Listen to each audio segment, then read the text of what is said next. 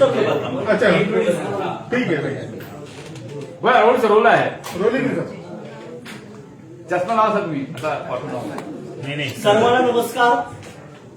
Maharashtra flat owners welfare असोसिएशनच्या या परवडणाऱ्या घरांच्या कोलमडणाऱ्या व्यवस्थेबाबत आयोजित केलेल्या पत्रकार परिषदेमध्ये आपलं सर्वांचं स्वागत आहे. वास्तविक पाहता निषेधाची पत्रकार परिषद आहे आणि स्वागत कशासाठी, तर स्वागत हे माध्यमांचं करतोय, निषेध सरकारचा आणि त्या गृहनिर्माण विभागाचा यासाठी करतो की प्रधानमंत्री आवास योजना ही योजना ही अतिशय कल्याणकारी योजनेमधला आणि जिव्हाळ्याचा विषय जो घराशी निगडीत आहे. प्रत्येकाला स्वस्तात घर मिळावं, परवडणारं घर मिळावं आणि त्या घरासाठी सरकारने अनुदान द्यावं. केंद्र शासनाचे 1.5 लाख रुपये आणि राज्य शासनाचे 1 लाख रुपये असं 2.5 लाख रुपयाचं अनुदानाची सबसिडी प्रधानमंत्री आवास योजनेच्या माध्यमातून त्या योजनेतून दिली जाते.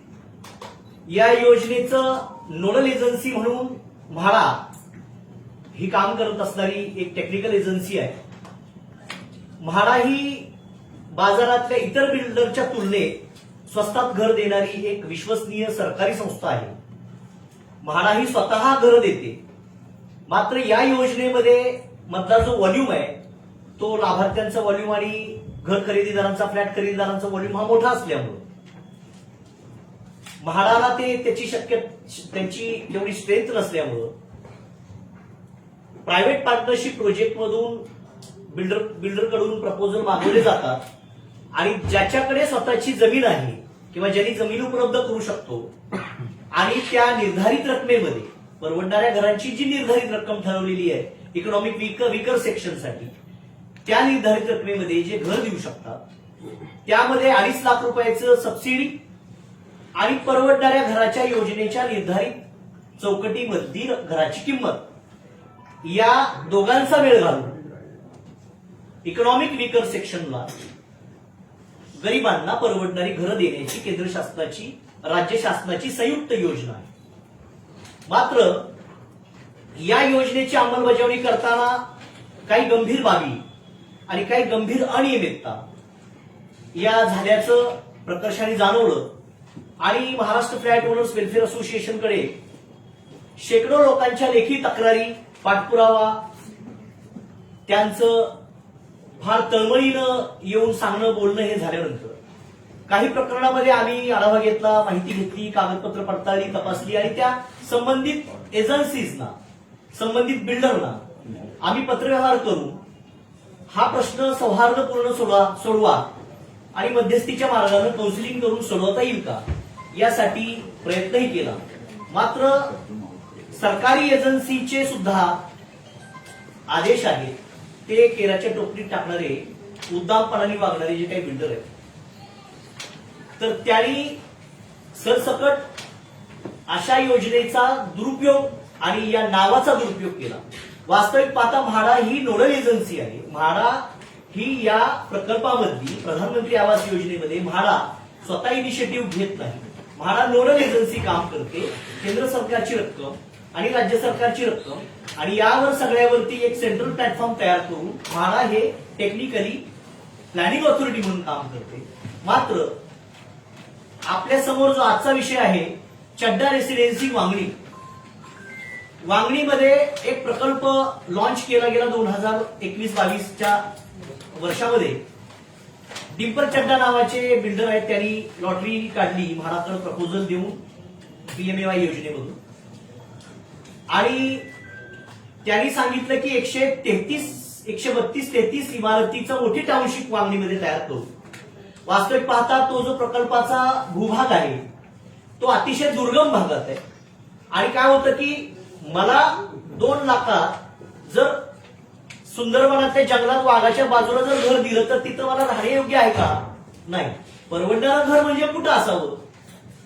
घर 200 रुपयात आणि जायला 2 लाख रुपये खर्च जर अंटार्क्टिका बेटावरच्या समुद्रात दिलं तर ते परवडणार नाही होणार ना.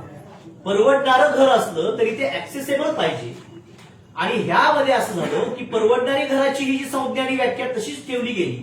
मात्र त्या किमतीमध्ये त्या चौकटीत बसून दुर्गम भागामध्ये जिथं गोगलगाय सुद्धा सरपटत जाऊ शकत नाही, कीटककृमी जाऊ शकत नाही, अशा ठिकाणी कुठल्याही वाहनाची सोय नाही, रस्ता उपलब्ध नाही, अशा ठिकाणी जमीन घ्यायची आणि परवडणाऱ्या घराच्या नावाने प्रकल्प एखादी जमीन घेऊन ते जमीन तर स्वतःच्याच नावावर असते, त्या जमिनीचं एलिजिबिलिटी दाखवायची, प्रोजेक्ट मोठा दाखवायचा, म्हाडाच्या नावाचा सिम्बॉल वापरायचा. वास्तविक आता म्हाडा ही नोडल एजन्सी आहे, पण असं आभास तयार करायचा की ते म्हाडाचा जणू काही प्रकल्प आहे.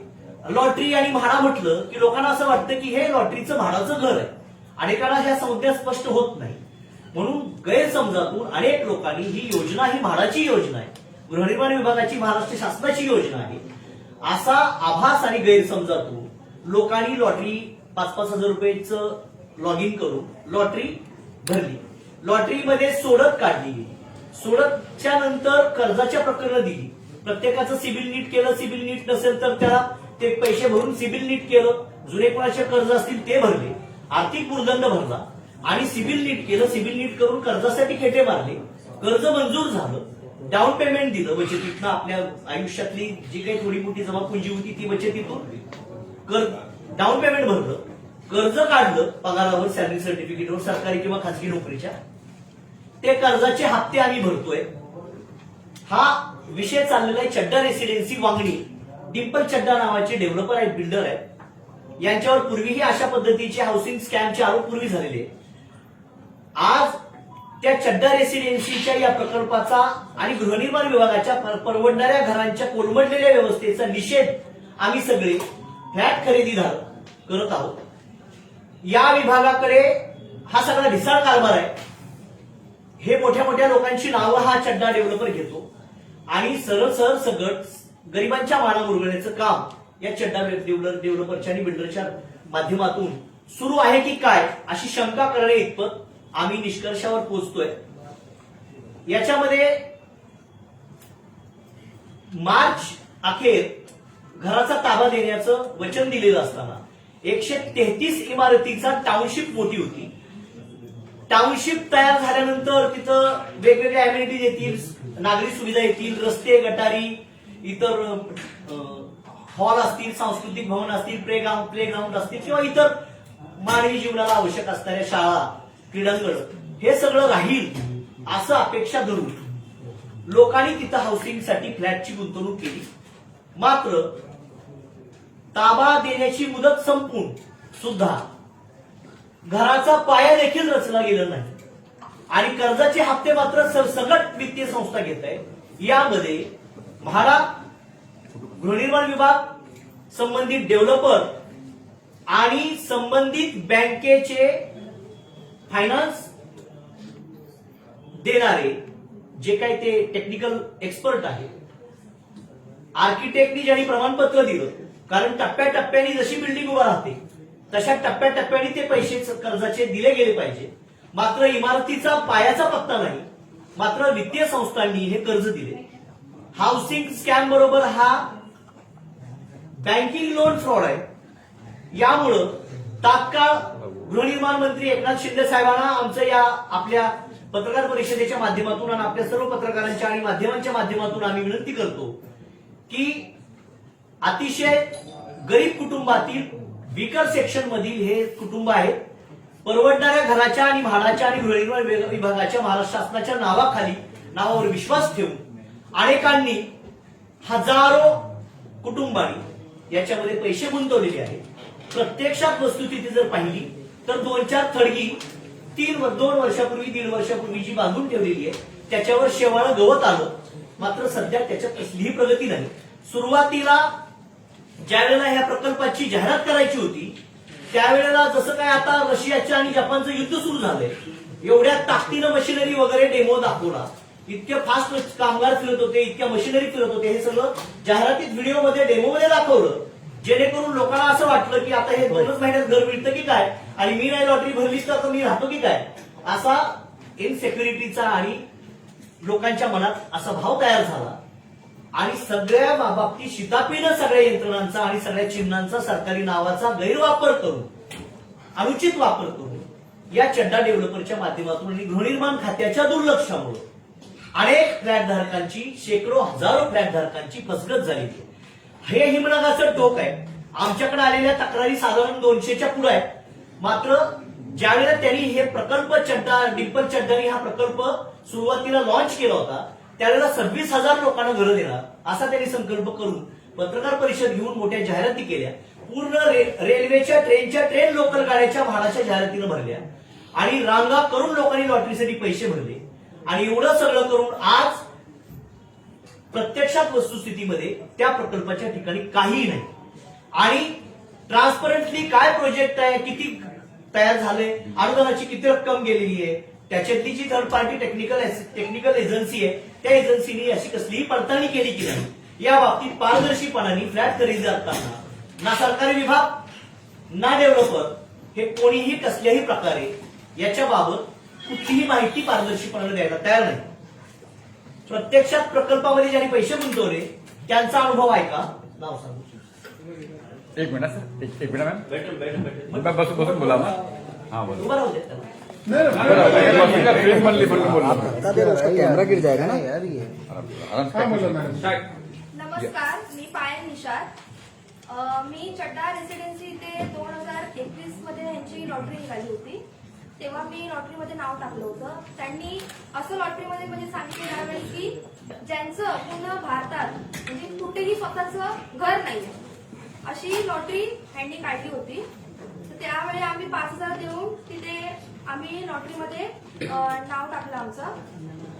आणि त्यानंतर मग लॉटरीमध्ये नाव टाकल्याच्या नंतर काही 1 वर्षानंतर आमचे बिल्डरने म्हणजे 2022 मध्ये आमचे रजिस्ट्रेशन आणि बँकेचे हप्ते वगैरे चालू केले. बँका पण ह्यांच्याच. बँका आम्ही बोललो की आम्ही आमच्याकडे लोन करतो नाही. बँका म्हणे की आमच्याकडेच तुम्ही लोन करायचं, आम्ही सगळं तुम्हाला करून देतो. त्यानंतर मग झाली 2 महिन्याच्या नंतर मग रजिस्ट्रेशनची प्रोसेस झाली 2023 मध्ये. आणि मग त्याच्यानंतर आमचे हप्ते चालू झाले. ते आता 2026 पर्यंत अजून आम्ही फक्त हप्तेच भरतोय. नाण्या करून ते 2 ते 2.5 लाखापर्यंत फक्त आम्ही प्री EMI भरून झालो आतापर्यंत. बँकेला जेव्हा आम्ही सांगतो की आमची मुद्दल चालू करा पण बँक ते पण ऐकायला तयार नाहीये. बँक होतं नाही, जेव्हा तुमच्या हातात चावी देण्यात सेकंड डे आम्ही तुमच्या मुद्दल अमाऊंट चालू करणार. प्लस आता तिकडे 5-6 वर्षामध्ये फक्त 4च बिल्डिंग बांधलेल्या आहेत तिकडे बिल्डरने, फक्त 4. आणि 133 प्रोजेक्ट आहे त्याच्यामध्ये त्याने फक्त 4 बिल्डिंग बांधल्यात. आणि दर 6 महिन्याला 2 महिन्याला एकच सांगतो आता गणपतीला पजेशन देणार, दिवाळीला पजेशन देणार, पाडव्याला पजेशन देणार. बस फक्त हे 5 वर्षामध्ये त्याने हेच केलेलं आहे एवढं. आणि माझा जिकडे जो प्रकल्प आहे तो एक 72.5 एकर मध्ये तिकडे फक्त खड्डा खाल्लेला आहे. त्याचे फक्त तुम्ही बोलाल तर फक्त मी त्या दगडाचे पैसे तिकडे फक्त प्री EMI 2 ते 2.5 लाख पर्यंत आता भरलेलं आहे. बाकी काहीच तिकडे काम कसलं काही झालेलं नाही. बस. आणि एवढं आम्हाला हे आहे की एमओकडे आम्ही आलो की आम्हाला न्याय मिळावा. मॅडम तुमची मागणी काय? हा तुमची मागणी काय?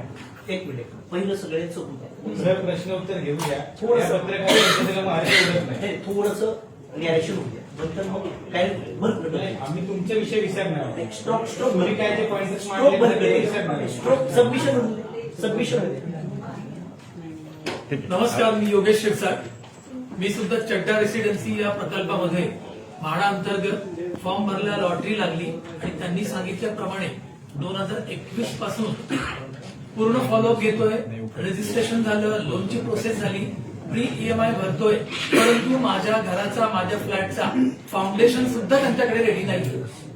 आणि आम्हाला फक्त IFL वाले त्रास देत आहेत. यांच्याकडनं फोन येतात की तुम्हाला चेंज करून देऊ आम्ही, तुमचं नाही येतं आम्ही तुम्हाला फ्लॅट देऊ. परंतु या सर्व ऐकण्याच्या गोष्टी झाल्या आणि आम्हाला आता बॉदरेशन झालंय. आमची फसगत झालेली आहे. आणि या फसगतीमध्ये आम्ही आता बँकेकडे बघायचंय, घराचं बघायचंय, कुठे बघायचं आम्ही, की आमचा जॉब बघायचा. आम्ही सर्वसामान्य माणसं आहोत. आणि या प्रकल्पामध्ये आम्हाला फक्त नाहक मनस्ताप झालेला आहे. आणि आमची एकच विनंती आहे साहेबांकडे, आम्ही त्याचसाठी आलेलो आहोत की आम्हाला न्याय मिळावा. धन्यवाद. नमस्कार, माझं नाव सचिन चौकेकर. मी 2021 साली लॉटरीमध्ये नाव टाकलेलं. ते मला नंबर लागला. मी 2023 ला झालं रजिस्ट्रेशन. माझी 93 बिल्डिंग आहे. ती बिल्डिंग कम्प्लीट आहे पण त्याच्यामध्ये पाणी नाहीये, काही नाही. अवघे मीटर बसले, त्याचं लाईट बिल मी भरलेलं आहे. आणि मला बँकवाल्यांनी आता नोटीस पाठवली आहे. IPLचे हप्ते थांबवलेले आहेत. माझ्या आयपीएलचा मॅन्युअल गेला की मला पैसे भरायला लागतील, काही काळ तुम्ही पैसे भरा. मी आता बिल्डरला फोन केला ऑफिसमध्ये, बोलतात अजून वेळ लागेल तुम्हाला पोझिशनला, पण बिल्डिंग रेडी आहे, पण ती 90% त्याची अजून पूर्ण पडलेली आहे ती, ते काही उपयोग नाही आहे तिथे राहण्यासारखा तिथे. आणि आता बोलले की तुम्हाला हेल्परला देणार पैसे, आता 15% त्यांनी मिटिंग लावून दिली, मला फोन केला ऑफिसमधून, मी गेलो नाही, पण त्यांनी असं कळलं की आता 15 सप्टेंबरपासून देते पैसे सर, पण ते पाणी नाही, लाईट नाही, हे रहदारी नाहीये, माणूस जाणार कसा तिथे राहायला. आणि तिथं आम्हाला कोणी साथ देत नाही. आम्ही सर्व माळामध्ये पण गेलो, ते पण काय आम्हाला सांगण्यात उत्तर देत नाहीयेत. रेरामध्ये कल्चर कंप्लेंट केली, तिथून काय दाद येत नाहीये. शेवटी महाराष्ट्र फ्लेटच्या त्यांच्याकडे आलो, त्यांनी 2 मिटिंग आयोजित केल्या, ते व्यवस्थित हे केलं, आम्हाला सहकार्य केलं आणि थोडी सहकार्य करण्याची आमची अपेक्षा देऊन हे आम्ही आलेलो आहे.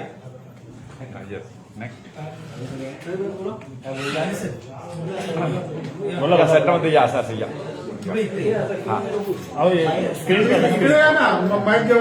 थोडा आगे आप बसा ठीक आहे. हा बोला बोला बोला बसून जा ना करा करा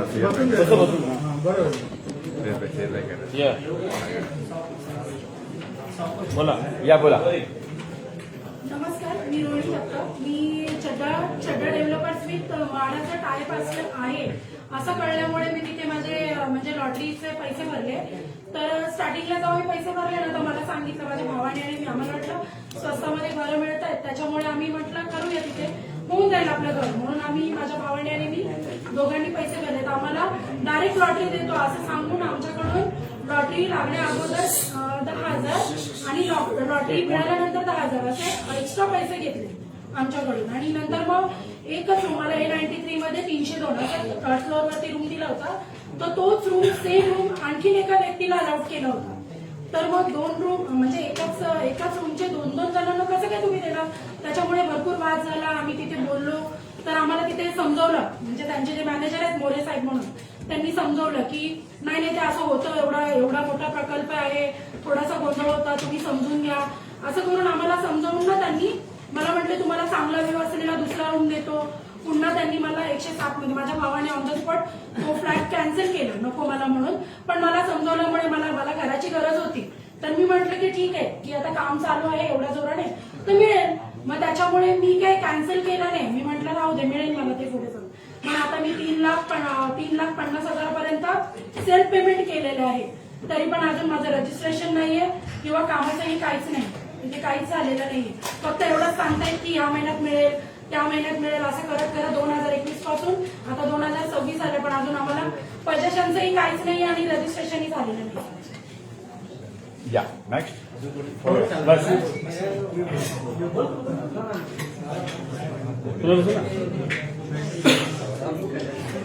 या बोला सर. नमस्कार, माझं नाव नामदेव भागोजी लाले.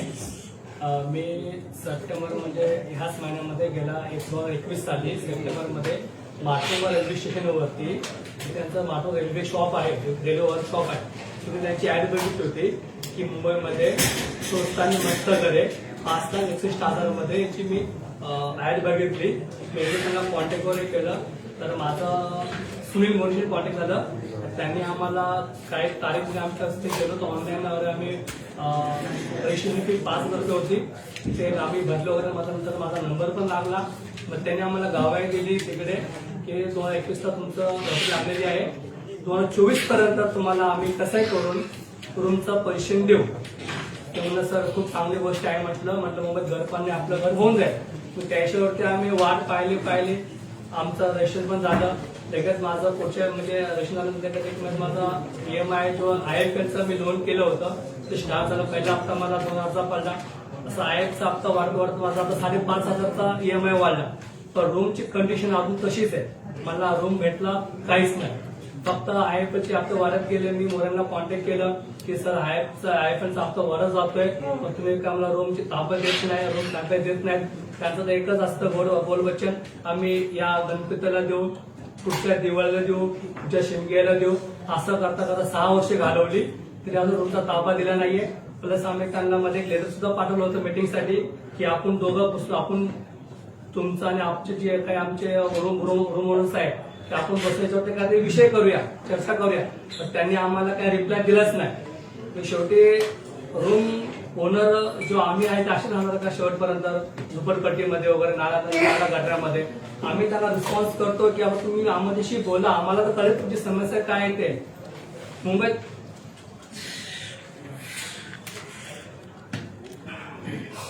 सगळ्यांना वाटतं की मुंबईत हक्काचं घर हवंय, पण हा हलकट माणूस बसला चड्डा डेव्हलपर वाला फक्त बोलपुषण करतो की आम्ही देऊ पण आम्हाला अजून रूम नाही भेटत त्याच्याकडून. आता माझं वय 45 इयर्स आहे, पण किती वर्ष जगेल तुमची गॅरंटी नाहीये. आज तर माणसं खूप हार्ट अटॅकने जातात वगैरे, टेन्शन वगैरे. तर मला असं वाटतं की माझा जर जीव जगला तर माझी बायको पण रस्ता घेते, कारण माझं मुंबईत घरच नाही स्वतःचं. एकच आशा पकडली होती आम्ही की आम्हाला मुंबईत स्वस्त घर भेटेल. त्यांचा आता मध्ये आम्हाला फोन आला होता की तुम्हाला 15 वर्ष त्यांनी बोलवले, 24 वाटपाचा कार्यक्रम होणार आहे.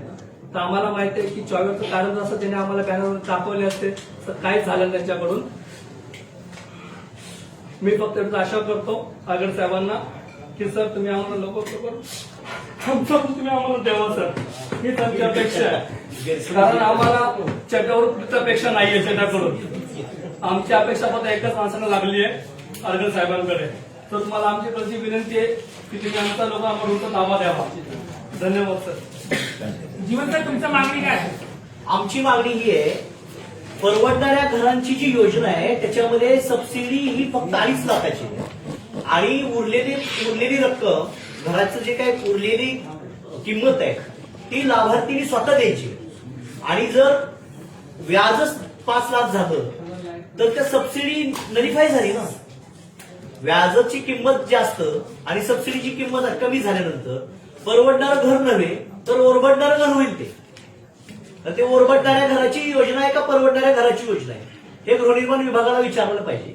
आणि आमचं एकच मत आहे की म्हाडा आणि टेक्निकल एजन्सी आणि बँक यांची संयुक्त बैठक घेऊन हाऊसिंग मिनिस्टर एकनाथ शिंदे साहेबांनी या विभागाकडे प्रत्यक्षात पटपट लक्ष देऊन हे सगळं सोडवलं पाहिजे. कारण ते मुख्यमंत्री असतानाच्या काळातच त्यांनी ही योजना सुरू केलेली आहे. ते एकनाथ शिंदे साहेबांचं नाव घेऊनच हा चड्डा डेव्हलपर महाराष्ट्रात आलाय. हे पूर्वी तिकडे नॉर्थमध्ये कुठेतरी काहीतरी स्कॅम करून पण आल्याची माहिती आहे. मात्र आमचं मत एवढंच आहे की जे कमिटमेंट केलेली आहे ही कमिटमेंट ही याला नोडल एजन्सी म्हाडा आणि housing department of state of Maharashtra, government of महाराष्ट्राचं हाऊसिंग डिपार्टमेंटनी जबाबदारी घ्यायची. कारण लोकांनी म्हाडा आणि सरकारी घर यावर विश्वास ठेवून पैसे भरले, ते काही खासगी डेव्हलपरकडे दिलेले नाही. त्यामुळे नाव म्हाडाचं आणि फास मात्र चड्डाचा अशा पद्धतीनं गैरसमजात हे सगळे फसगत झालेले लोक आहेत. त्यामुळे एक तर इथून पुढे म्हाडाने अशा पद्धतीचं स्वतःचं लोगो वापरण्याची परवानगी कुठल्याही खासगी डेव्हलपरला देऊ नये ही एक मागणी त्यातून फसगत होते. तुम्ही टेक्निकली खाली एखादं ओळ लिहा नोडल एजन्सी म्हाडा आणि पीएमएवायचे अप्रूव्ड प्रोजेक्ट, जसं रेरा रजिस्ट्रेशन लिहितात तसं म्हाडाचा सिम्बॉल वापरू नका, ज्यातून लोकांचा गैरसमज होतो. एवढंच माझं मत आहे. तुमची मागणी पुढे काय करणार, दुसरं ऍक्शन काय करणार? आम्ही या बाबतीत सीबीआयकडे तक्रारी करणार आहोत. आम्हाला अपेक्षा आहे, आम्हाला फौजदारी तक्रारी इतर तक्रारीपेक्षा या फ्लॅट खरेदीदारांना घर कसं मिळेल आणि यासाठी गृहनिर्माण विभाग नेमकी काय आता सोयीची आणि पर्यायी योजना किंवा पर्यायी व्यवस्था करतं हे आमच्या दृष्टीनं आशेच आहे. बाकी ते कुणी एखादा माणूस जेलमध्ये गेला काय फसावर गेला काय ह्यांना न्याय मिळणार नाही त्यात.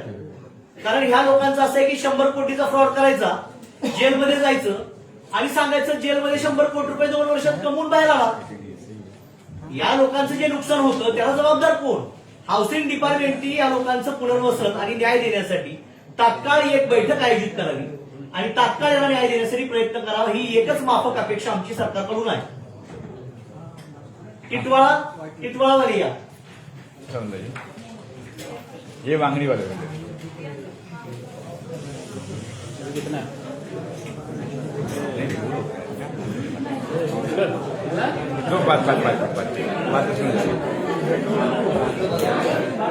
पुढे या.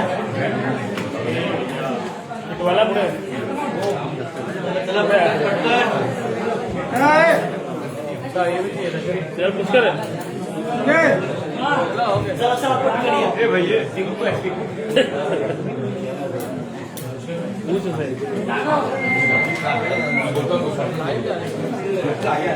चलो बैठू मुश्किल मेरा माइक दे लेके लेके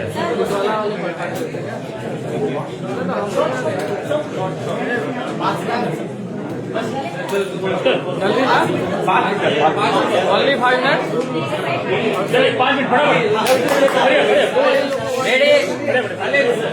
आइए सर चालू कीजिए। और जो दो बोलने वाले हैं वो बैठिए और वो पूरा मैटर आप पूरे जो बोलने वाले दो लोग आगे आ जाइए क्योंकि बाकी सब पीछे खड़े हो जाइए। हाँ फोटो आ जाएगी। सायलेन्स चला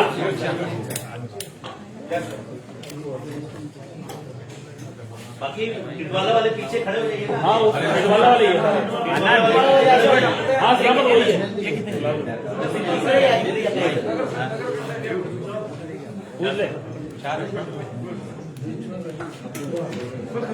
आइए चलना रोल सर वो खड़े नहीं गए खाली बोलेंगे खाली दो लोग। आना बुलाओ बुलाओ Argade sir Argade sir start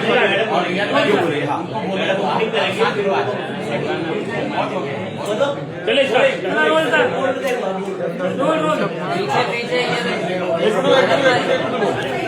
board द्या आता बोर्ड द्या काय बोलणार तुम्ही आता board silence let us start द्या roll MFOWA Maharashtra welfare Maharashtra flat owners welfare association ने ये मुद्दा आज हाथ में अपने इसीलिए लिया है क्योंकि ये मुद्दा PMAY EWS स्कीम के अंडर जिन्होंने अपने सपनों का घर बुक किया था वो आज अपने सपनों के घर के लिए बहुत इंतजार कर रहे हैं।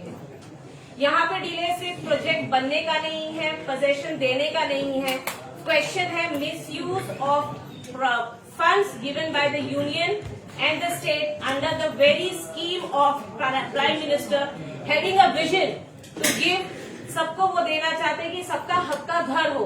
इस प्रोजेक्ट के अंदर इस तरह के इश्यूज आए हैं और ये इश्यूज हमने आइडेंटिफाई किए हैं। एक इशू हमने देखा चड्डा डेवलपर का जहाँ पे लोग EMI भर रहे हैं बट वहाँ पे डेवलपमेंट कुछ भी नहीं है। दूसरा इशू है टिटवाला रुस्तगी आरब जहाँ पे डेवलपमेंट तो हुआ है लेकिन जो सब्सिडी अमाउंट है उसका मिसयूज किया गया है और वो सब्सिडी अमाउंट का बेनिफिट स्टेट और यूनियन से लेने के बावजूद जो बायर्स हैं जो परचेसर्स हैं उनसे भी डेवलपर ने लिए हैं और वो डिमांड कर रहे हैं। मैं चाहूंगी कि रुस्तगी आरम के जो टिटवाला के हमारे बायर्स हैं वो आपको इस बारे में बताएं। या बोलिए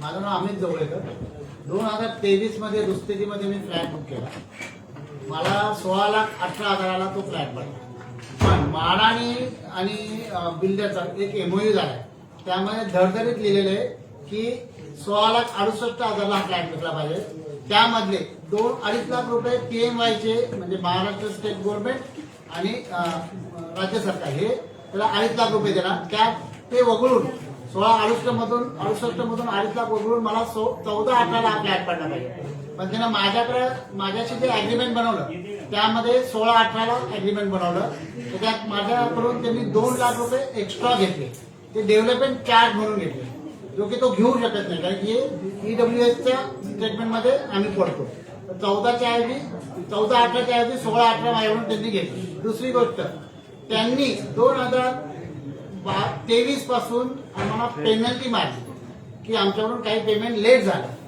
पण आमच्याकडून जेव्हा पहिलं पेमेंट माझं गेलं होतं 2023ला त्यानंतर 2 महिन्यात 1 महिन्यात किंवा 6 महिन्यात मला कळवायला पाहिजे होतं की तुझं पेमेंट लेट झालंय तर मी पुढचे पेमेंट त्यांना व्यवस्थित बँकेकडून दिले असते त्यांनी ते काही न करता 2025 मध्ये नोटीस काढली आणि 16,000ची मला नोटीस पाठवली 16,500ची नोटीस पाठवली की तुमचं लेट झाल्याबद्दल तुम्हाला 16,000ची पेनल्टी पाठवतो माझ्यासारख्या काही लोकांना 1 लाख 1.5 लाख अशी पण नोटीस आलेल्या आहे की तुम्ही पेनल्टी भरा म्हणून मी पोझिशन अजून घेतलेलं नाही ओसी आलेली नाही फुल ओसी त्यामुळे मी अजून पोझिशन नाही घेतलंय पण तो ओसी न आल्यामुळे बऱ्याच लोकांना अंडरटेकिंग लिहून देतो की तुम्हाला फ्लॅटची गरज आहे तुम्ही माझ्याकडे रिक्वेस्ट करताय म्हणून फ्लॅट तो देतोय त्यांना आणि ते लोक राहायला पण गेले पण आम्ही बरेचसे लोक असे आहेत की ज्यांनी आमच्याकडून फ्लॅट नाही घेतले. आम्ही त्याच्याकडे मागणी करतोय की ओसी फुल ओसी द्या, पाणी द्या केडीएमसीचं, तेव्हा आम्ही येऊ. कारण की आता तिथं बोरिंगचं पाणी एवढं समजा.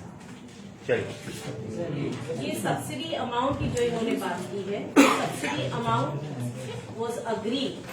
एक MOU एंटर हुआ था between MHADA end the developer. उसमें क्लियरली मेंशन है कि एक कैप अमाउंट फिक्स की गई थी EWS स्कीम के अंदर कि आप इनसे इतना ही अमाउंट ले सकते हैं. That cap amount was 16,68,000 for each unit, जिसमें से आपको सब्सिडी माइनस करके that is 2.5 lakh for each unit, वो होता है टोटल अमाउंट हमारा 14 lakh rupees, 14.18 lakh rupees for each unit. ये ना लेते हुए उन्होंने 16 लाख प्लस अमाउंट डिमांड किया. किसी से 16,68,000 रुपए लिए, किसी से 17 लाख रुपए लिए, किसी से 17,99,000 रुपीज डिमांड किए. डेवलपमेंट नहीं हुआ टाइम पे, पेनल्टी चार्जेस भी वो मांग रहे हैं. इसका क्लियर मीनिंग है कि वो मिसयूज ऑफ पावर कर रहे हैं जो उनको दिया गया है under a very well non scheme of PMAY. The vision of prime minister विद द स्टेट एंड यूनियन का वो मिसयूज कर रहे हैं, जिसके खिलाफ हमने कंप्लेन भी की थी. वो कंप्लेन हमारी गई थी chief vigilance security officer MHADA. उनकी ऑब्जर्वेशन है 13/1/2026 को, जिसमें उन्होंने डायरेक्ट किया chief officer Konkan housing and area development board Mumbai, stating clearly that कि अगर यहाँ पे डेवलपर ने किसी से भी 14,18,000 से ज्यादा पैसे लिए हैं तो उनके अगेंस्ट चीटिंग की FIR की जाए. और ये एक घर का इश्यू नहीं है, यहाँ पे मोर देन 600 यूनिट्स ऐसे पास किए गए हैं स्कीम के अंदर. तो ये जो घोटाला, it is more than 15 to 16 CR taking the undue advantage of the scheme and the benefit in their pocket, which has to be gone to the end users, that is the citizens of India under the scheme.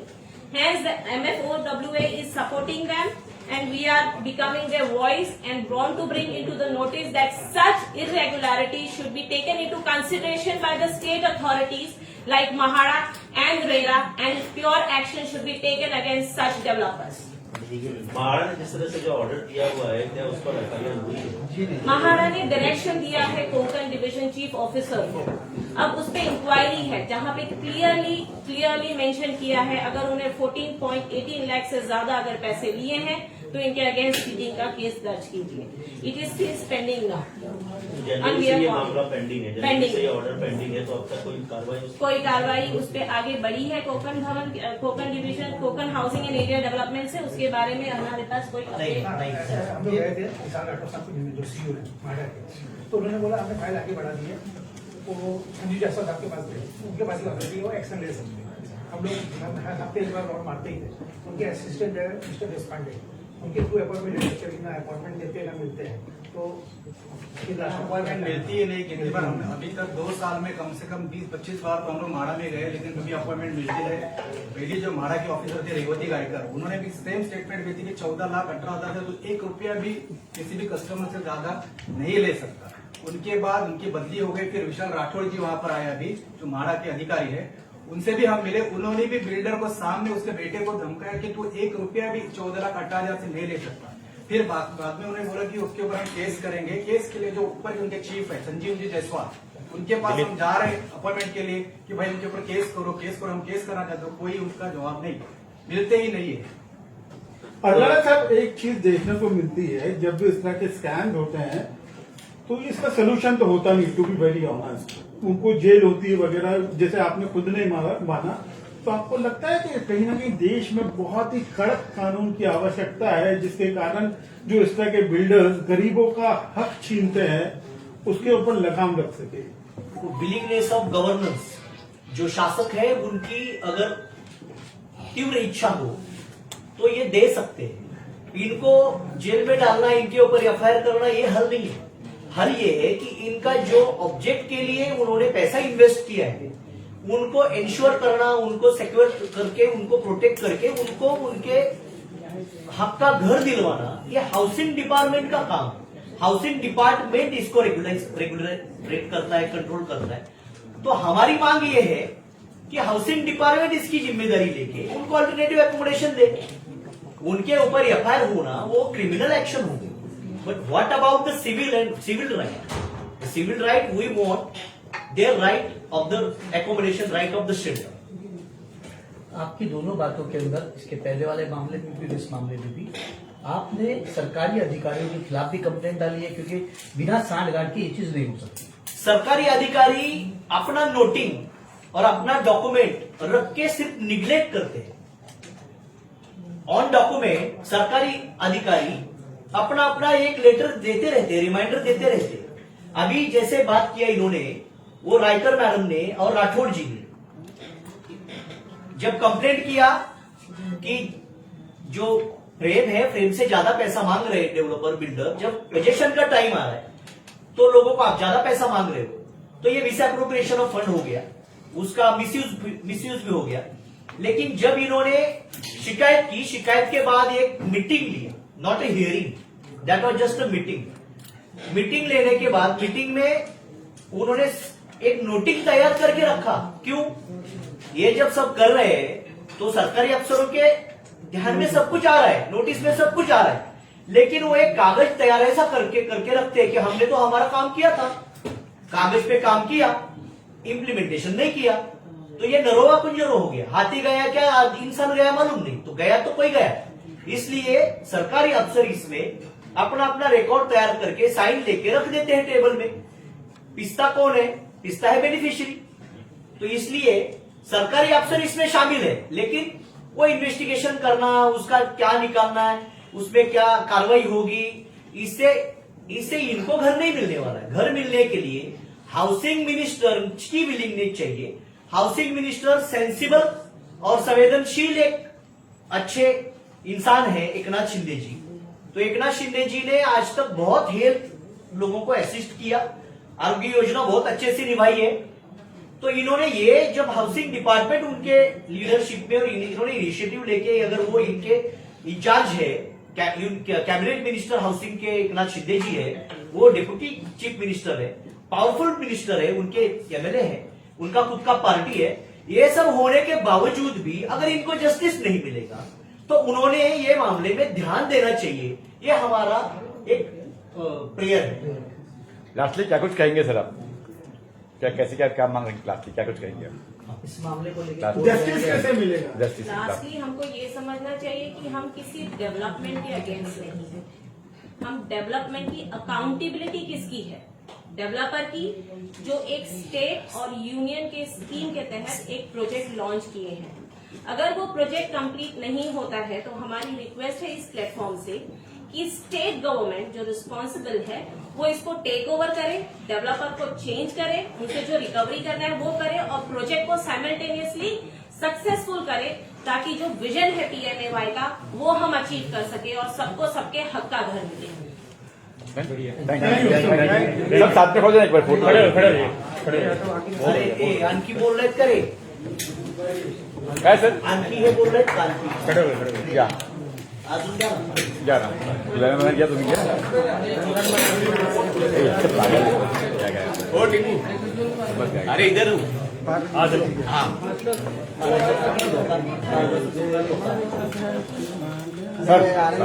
सामने देखिए, सामने अन्नू बैठ जा, पहले अन्नू तू बैठ जा।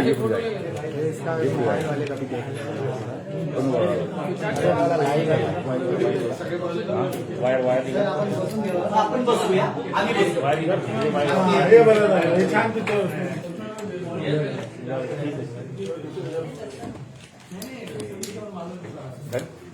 एक minute hold hold hold done done कुछ रहा होल्ड होल्ड सर होल्ड.